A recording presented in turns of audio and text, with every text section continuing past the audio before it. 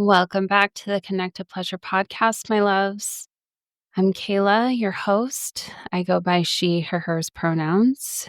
And today I'm back for just an episode to kind of go through things that are in my mind that I want you to know.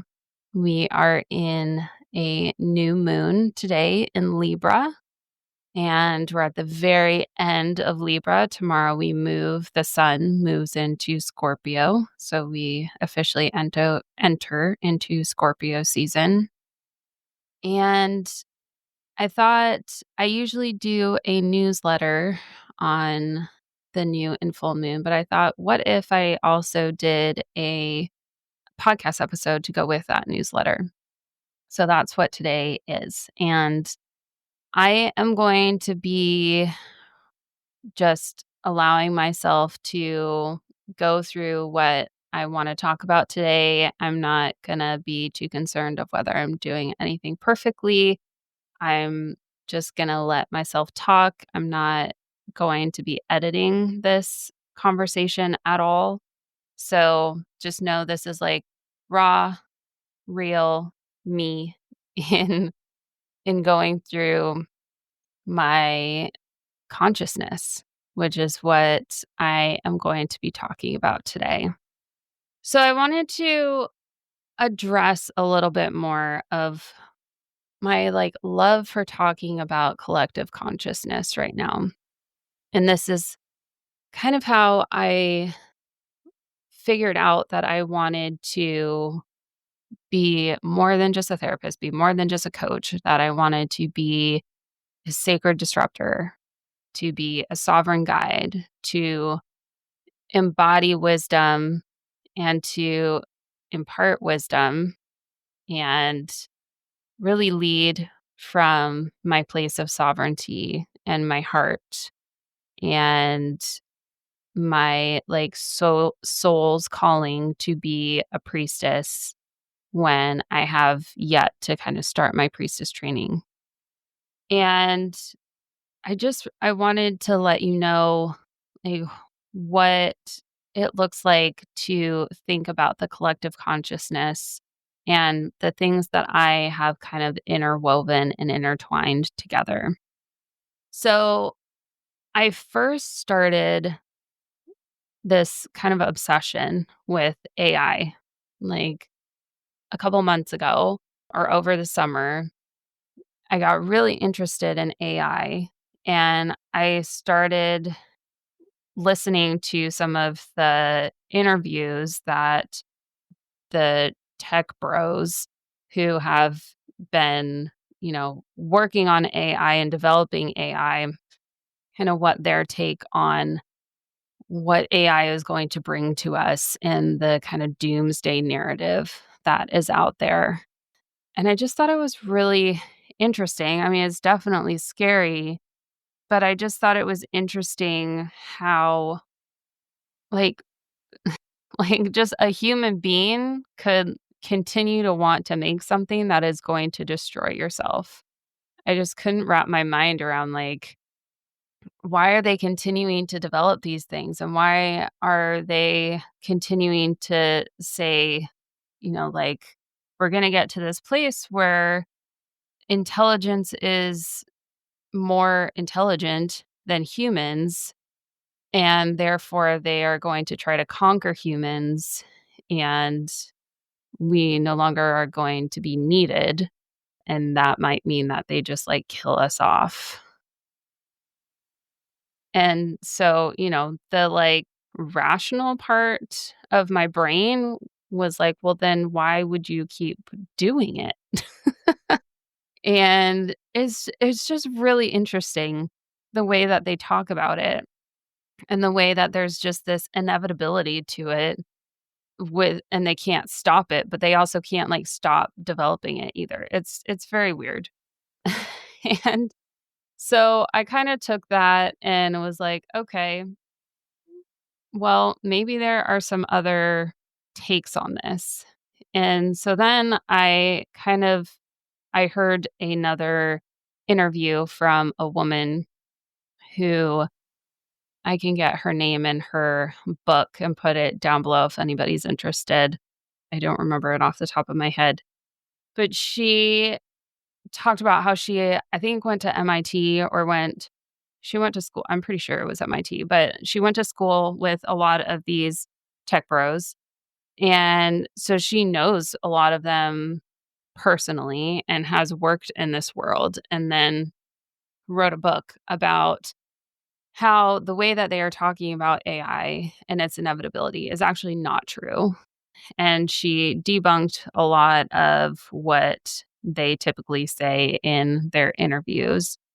And, talked a lot about the harms of AI. She really talked about the environmental impact of AI and how detrimental that is to our entire planet, but especially rural communities where they are just lying to them to get them to sign contracts, thinking that, the community is going to benefit from it because they're going to get money, but they ultimately extract so much fresh water and resources that that community actually really suffers. And there are like rural communities or like lower income communities that are really, really suffering because all their fresh water has been diverted to these cooling centers where AI is housed. And it's just to like, it's so insane that we are using our natural fresh resources just to like cool machinery. It's just crazy. It's crazy. So she kind of swung the other way, and like she doesn't even use Chat GPT because she feels like these companies that have created these open AI sources are non-ethical, which they absolutely aren't.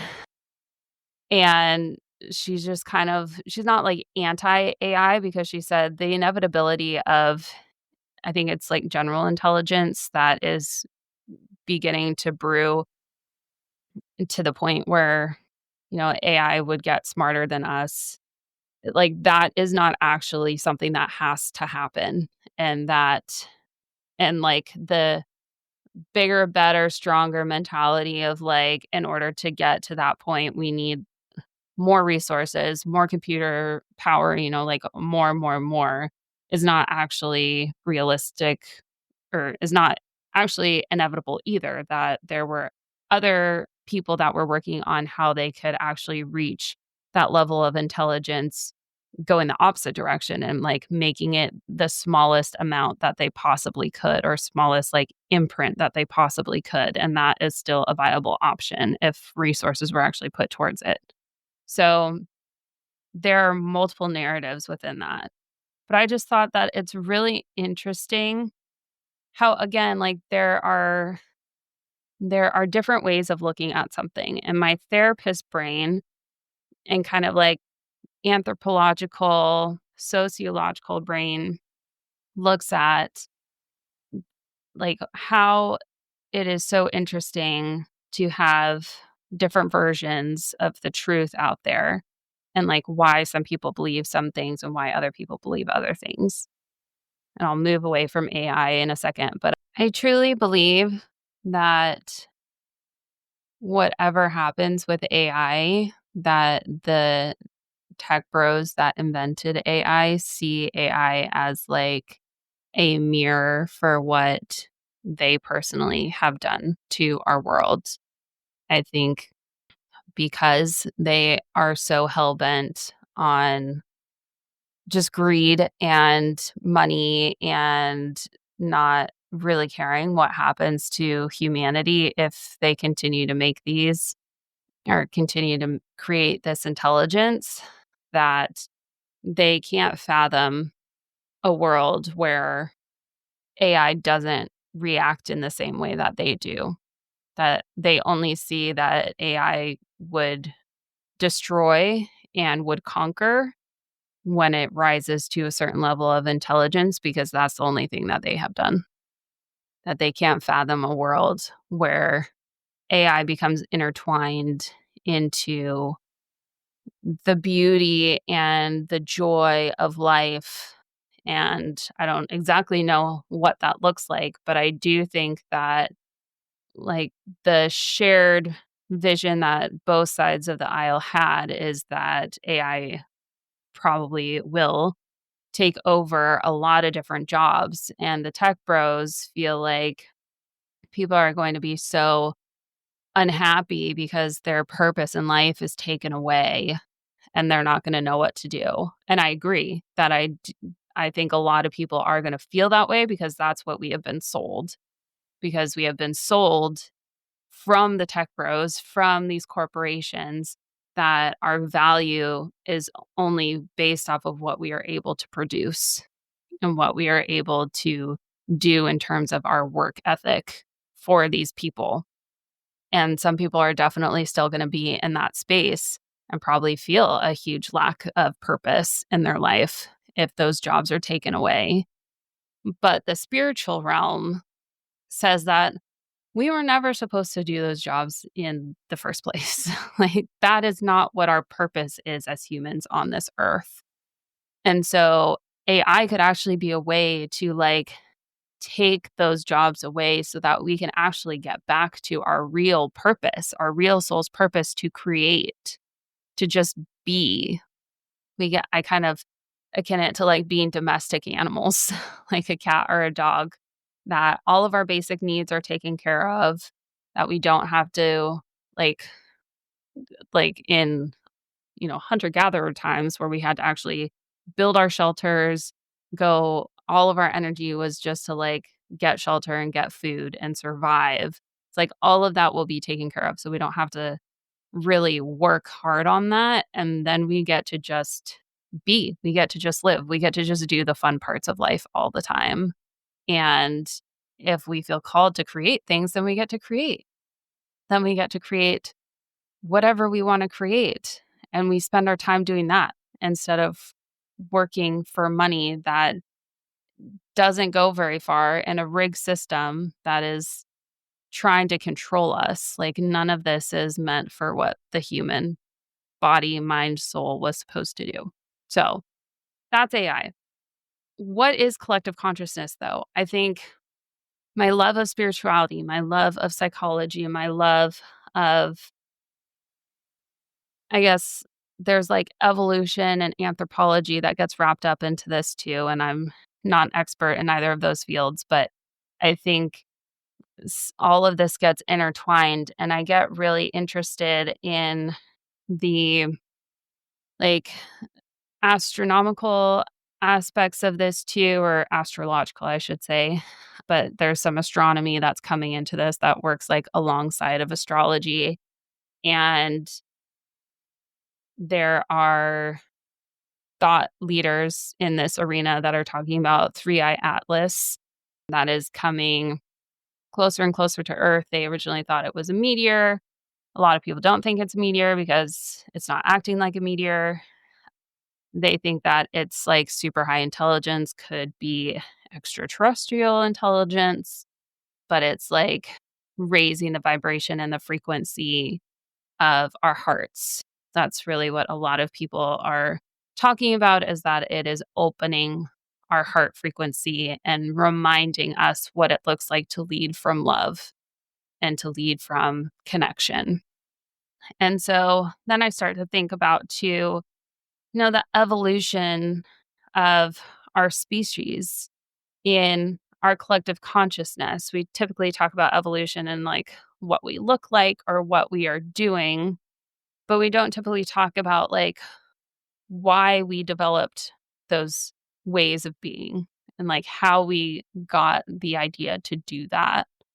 And I talk about this with my clients a lot around the fact that we are the first generation, millennials. I am a millennial.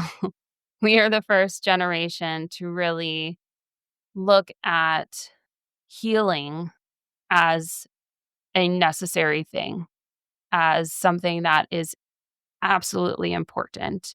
We are the first generation, or, really the generation. I'm sure there are younger generations doing this too, but I think we definitely are the generation that is like breaking the molds and doing the ancestral healing.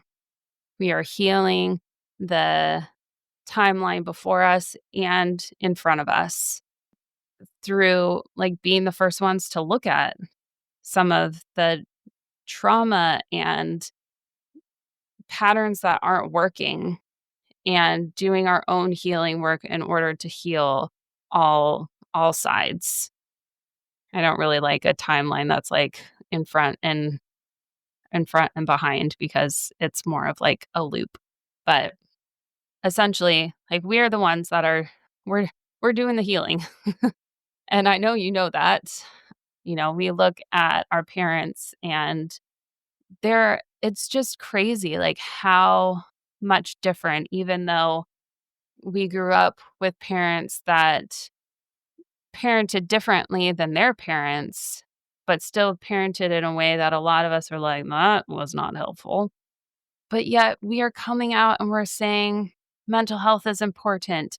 We are going to do things differently. Like every generation goes through trials and tribulations and gets to a point where they're like, what I experience is not how I want to continue to do things. And I just think it's so interesting. And especially with parenting, I'm a parent, I work with a lot of parents. I just think it's so interesting that like parenting techniques have changed so much in just, a couple generations. Like the way that my mom was raised is like light years away from how I am wanting to raise my son. Just the fact that like, our parents took a lot of what they didn't like from their parents and threw that out and, try to do a little bit better. And then the millennial generation is really like, we are pro emotion in children. We are pro like children having a childhood again and not being looked at as like small adults. We are wanting kids to be creative and learn how to, live outside the norm, live outside the box because we know that the box did not work for us. It is not working for us. So it's just very interesting to me how those things change. And I think it's because I personally believe it's because each generation is like set up to, again, like experience their own experiences that come to a place of we are now progressing in a more loving, a more communal way because of the experiences that we went through. And I personally believe that that was predetermined. I personally believe that the cosmos has a plan for how it is rolling out a future of love, of pleasure, of connection, of humans actually being able to live fully in their humanity again. And something that I did write about this summer in one of my newsletters is the phenomenon that happens usually every summer, but every year or two, in some way or another, we have like a cultural phenomena, something that everybody collectively experiences and connects with. But summer typically has like a song or an album or something that a lot of people connect to. And this year, it was resoundingly K-pop Demon Hunters. And I just think it's so interesting how even media really reflects the collective consciousness. I felt when I watched K-pop Demon Hunters, it had come out a little bit before this, but I had just done a new moon ceremony in Leo with my sacred feminine community and had really talked about like the energy of Leo season and like the self and the bright light that Leo brings to like the very sovereign self. And watching K-pop Demon Hunters, I was like, this is Leo energy to the nth degree. And there's so many vital, vital lyrics in those songs. I'm a lyrics person, I'm a singer, so I listen very intently to lyrics. If you have not listened intently to those lyrics, go look them up. They are beautiful, and they just exactly encompass what our society needs at this moment in time. Everybody loves Golden. I love Golden too. My favorite song, though, is What It Sounds Like. And just the power of Ruby, like, really accepting herself for who she is and bridging these two worlds together and the collective coming together. I love the line. Oh, there's so many lines in that song that I love, but I love the line, dive in the fire and I'll be right there by your side. Like, this is about, we're just going for it, but we're going to be here with each other. We're going to the depths. We're going into the deep. We're diving into the fire, but we're going to support each other. And then the song like wakes up everyone from this like trance that they were in, and then they start to feed and give the energy to them to defeat the demons. And it's just like, I mean, what better movie could we need in a time of trying to like defeat fascism? It's just amazing, and I think that's why it's resonated with everyone. I mean, the songs are catchy and fun, and so even my three-year-old son loves this movie and is obsessed and is still listening to Your Idol and Soda Pop over and over and over again every single day. But then the depth of it, reaches adults like me who are like, "This movie is freaking brilliant." And is needed so much. And the collective consciousness part of it is like these people that created it, like they had to have this foresight that like this was going to be needed at this time. And also back to Leo energy, Saja boys are like their logo is a lion. And so it was just like this was like the perfect time for it to come out, but the people that created it, like there was something, and again, my personal belief is like the universe was like giving them downloads and telling them that like this was something that was going to be needed. And that it came out at the exact right time. It was like birthed at the exact right time and, you know, took off more than anything else I think it has ever before taken off. It's just like incredible. But I also, again, as a millennial, I have gone and I like my son to watch a lot of the movies that I watched when I was young. Over the weekend, we just watched Freakier Friday because I hadn't seen that yet. But then, of course, that made me want to watch Freaky Friday. And my son also loves Halloween Town. If any 90s kids that loved Disney Channel watched Halloween Town and all the sequels of it. He loves Halloween Town, the original, but also the sequels. And watching it again from my vantage point now and with a spiritual perspective, like these movies came out at a time where I feel like it was still, at least in like my understanding, because I didn't have like a sense of higher consciousness at that point in time, but I feel like in my understanding was like being a witch was not quite as okay, like back in the 90s as it is now. But these movies were like some of maybe the first movies. I may not have, the best history on witch movies, but I feel like these were some of the first movies that were really talking about being a witch as something that was fun and good and like a hero. Like the witch is the hero. And at the end of the first movie of Halloween Town, it's them as the collective. Again, they work together. The kids work together to save their parents or to save the grandma and their mom. And then at the end, they have to all work together. All three of the kids and the grandma and the mom, they all use their collective power to get the talisman back. And again, like these themes of like community and honoring yourself and sourcing your power and your divinity within you. We're coming like all the way back in the 90s. And I'm like, this this was here for a reason. Like, this was planting the seed of these narratives in our minds when we were kids, and it was just fun and it was playful and it wasn't a big deal. But these, like, for some of us that grew up where TV was like my best friend, because I was an only child, these were really influential narratives, even if I didn't know it consciously at the time, for how I was going to think about magic and the mysteriousness of the world and what it meant to be a witch and all of these things as a grown up.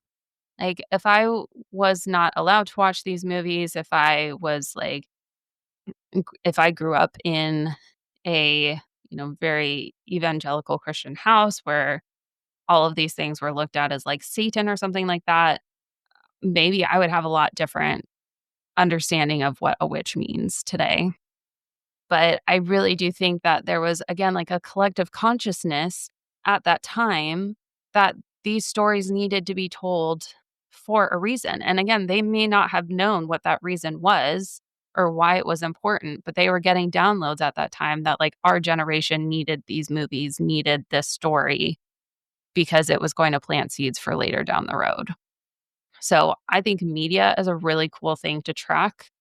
And I've been seeing those through threads as I've been like looking through a new spiritual lens and astrological lens as I'm thinking about what collective consciousness means.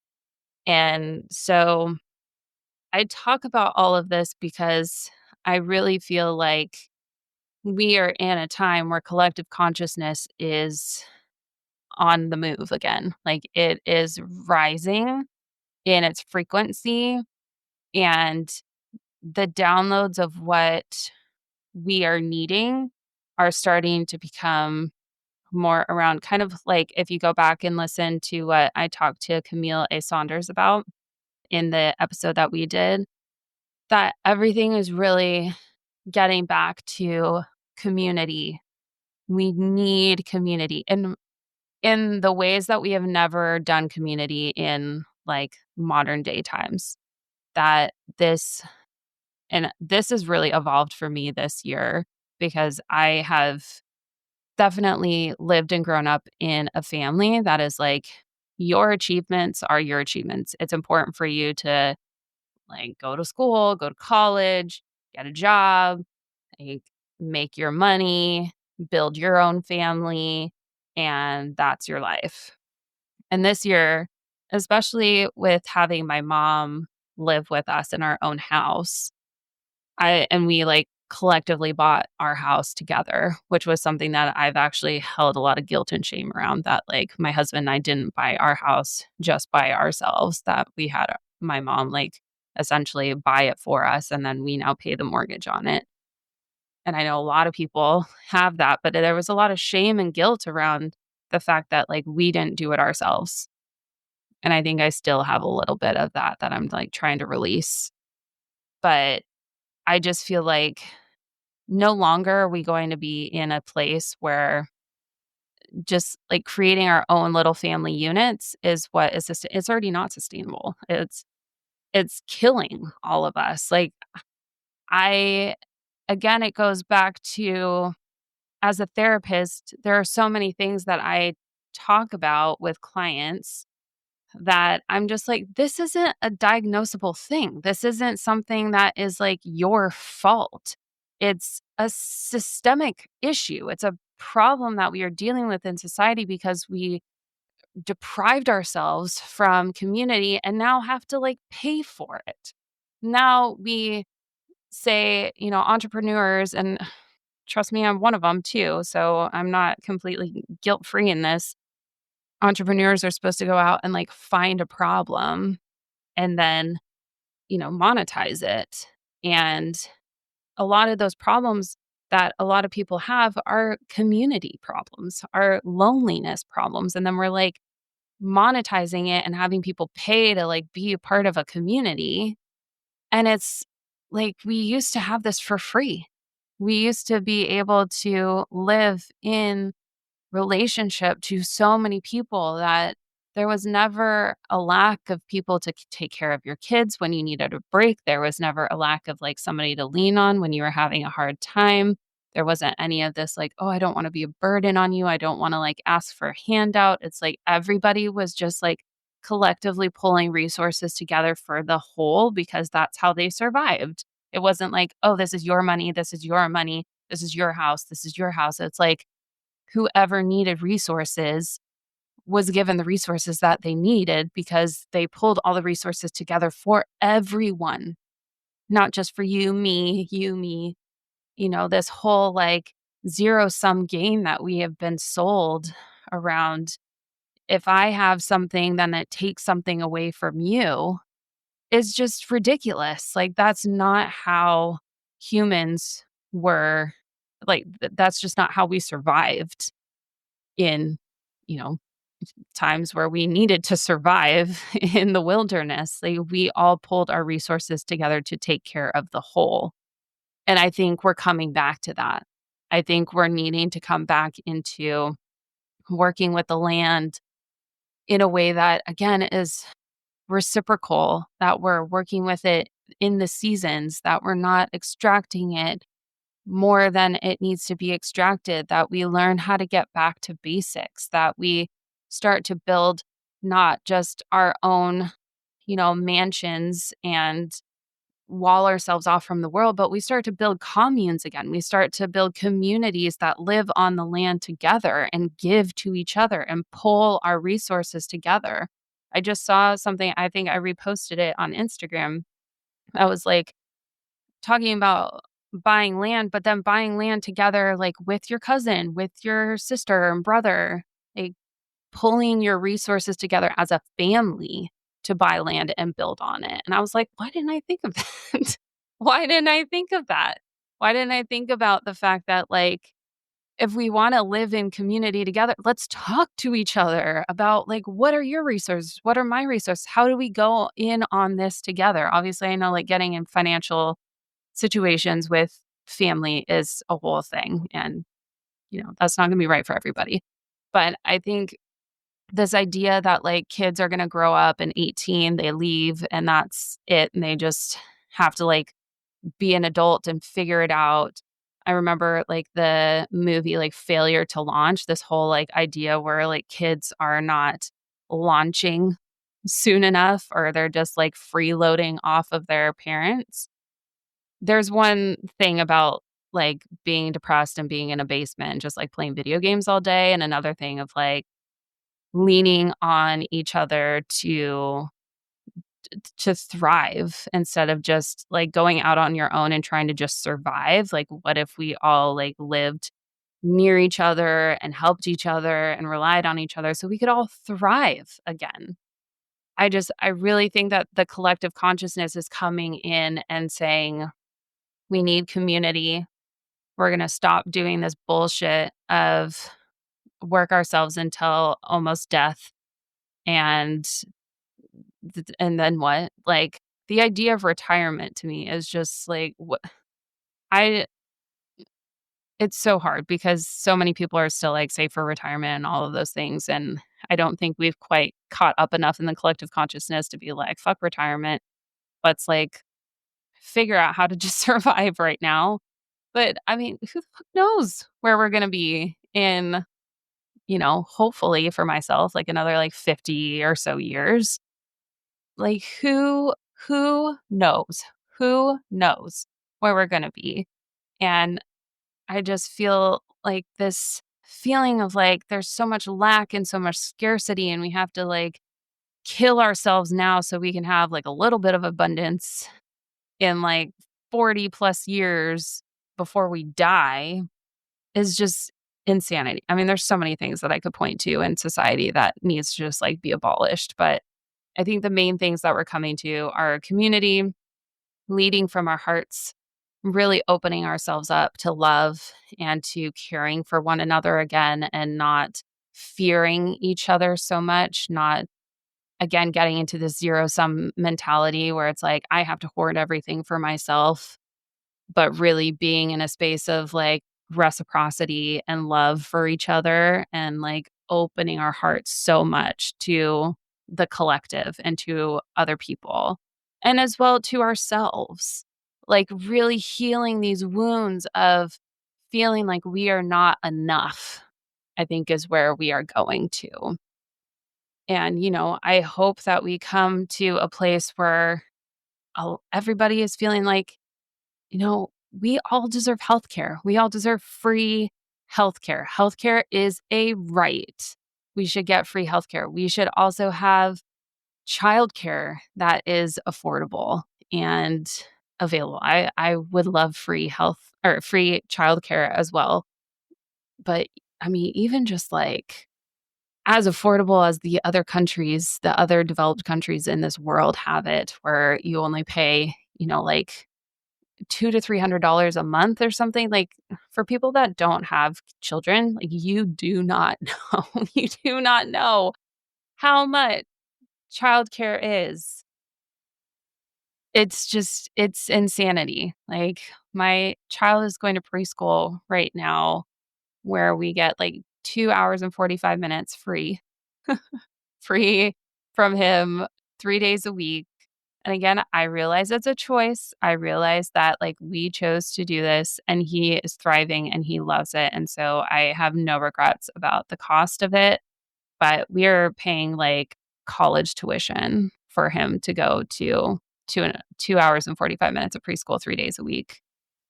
It's insane. And this is not like a hoity toity school. This is like pretty standard, unless you are going to like a Christian school, which I don't love that only Christian schools are the ones that actually are providing somewhat cost-effective care. And my husband and I are not religious, and I that is just a decision that we have decided not to do. So, when we center I mean, this goes back to, like, what matriarchy is, that it's not we're inverting patriarchy and just putting women on the top.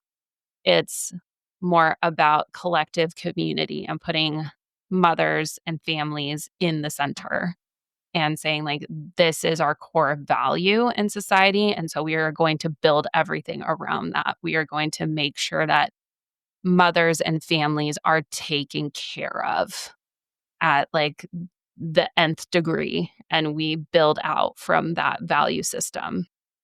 That is what matriarchy is. And so I think the collective consciousness is all coming back to that. And really, again, like the want to live on the land, the want to start to grow our own food, the want to have slower lifestyles and not work as much, I think is starting to really trickle down into those of us that are really like trying to listen and listen to our souls, listen to where our souls are trying to lead us, our soul's purpose. I just see that so much in the spaces that I'm in. And I just think it's really cool to hear different people have very similar dreams and wants within, a given time. And so, one more thing that I just want to share with you, because I just think it's really interesting and you'll get to know a little bit more about me, is, the fact that I'm sharing all of this with you because I'm in a transition. I'm figuring out where I'm going. I have like done the therapy thing for a really long time, decided to transition into coaching. I'm like a sex coach, but I'm also really somebody that wants to like talk about consciousness, talk about collective consciousness, talk about like my healing wisdom that I have learned and that I want to provide. And I think that's like part of my priestess energy coming out in me. But I have been doing some energy healing work with a woman that I want to get on this podcast. She is absolutely incredible. Her name is Tiffany Miner, and she is what is called a spinal energetics practitioner. But she also is like a medical intuitive and a shaman and like all these other things. She's absolutely amazing. And I've done one spinal energetic session with her and a like deep, like repressed emotional release session with her. I could go into all the details of that, but for time's sake, I won't. And both sessions, a group of Celtic warrior goddesses have shown up. And so again, she is like an intuitive, kind of like a medium. I don't know if she uses that word, but she can see things that not everyone can see. She can feel things that not everyone can feel. And warrior Celtic goddesses have come to her in each of my sessions. And she also recently, in between those sessions, went on a shamanic retreat. And there's a lot to this story, but other people on her retreat also witnessed these Celtic warrior women goddesses and were shown similar Celtic symbols that she was shown, or the same symbols that she was shown.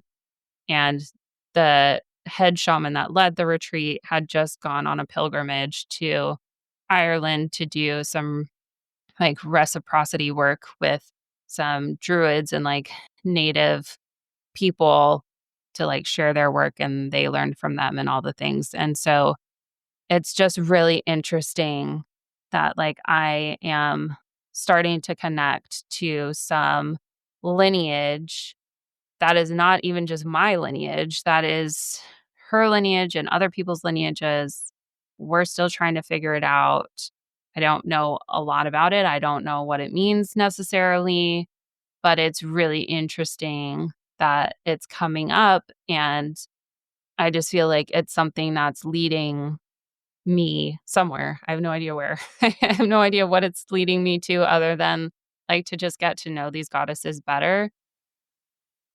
But I feel like our ancestors are very present right now, and we're heading into a time around Halloween and the Celtic holiday Samhain, where the veil is very thin.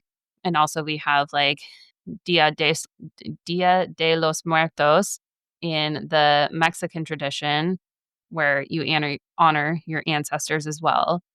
And so we're coming into this time where it's very much about ancestors. It's very much about like learning from your lineage.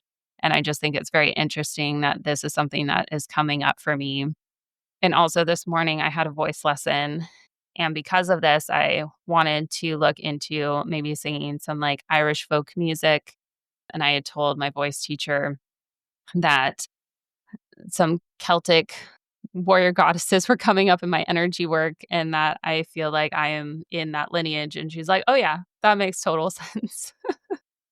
Where a lot of people, I mean, she's open to all the woo-woo things that I have to say, but I don't think she's quite like in that realm herself. And I just think most people would be like, "Oh, that's interesting," or like, "What are you talking about?" And she's like, "Oh, yeah, that totally makes sense. That tracks for you. Absolutely. I agree with that." Just like, "Okay, well, there's something here then if, like, somebody that has known me for, like, 2.5 years and just from the music that I choose is like, yep, Celtic warrior goddess is definitely your vibe." So, I think that that's really interesting.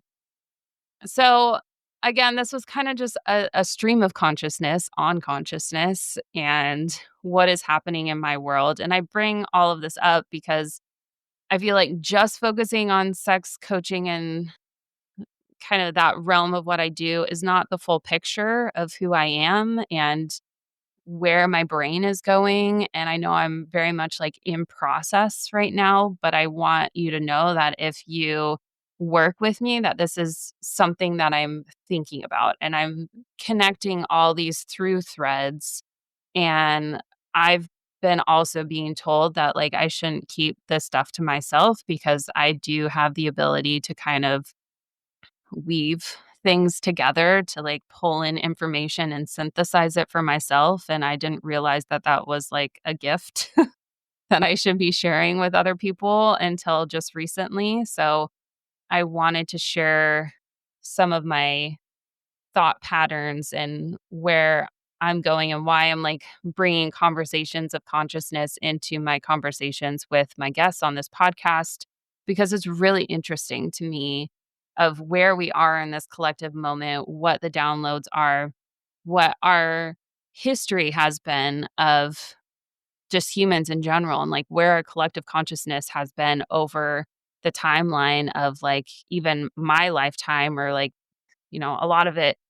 I think we tend to I think our collective consciousness usually goes to maybe like World War II, maybe World War One. I feel like we all are like stuck in World War II. There's just so much content about World War II all the time. Like we cannot get rid of World War II, which is like it's important. It was an important war, but I feel like there's every year there's always something about World War II, and we're constantly talking about World War II. So, we tend to only go back maybe like 50 to 80 years or so.